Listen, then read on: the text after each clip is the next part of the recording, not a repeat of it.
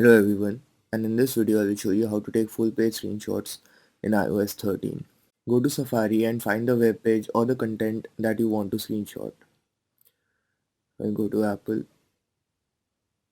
Now take a screenshot.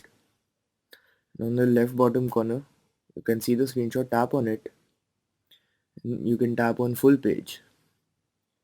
And here you can scroll down, and as you can see I've taken the screenshot of the full page. Now tap on done and tap on save PDF to files. You can change the name of the file that you have just taken the screenshot of. So I'll save it to, and then tap on done, and then tap on save.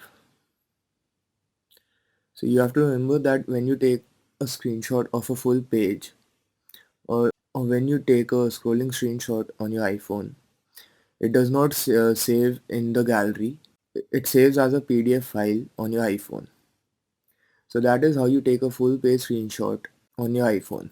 Thank you.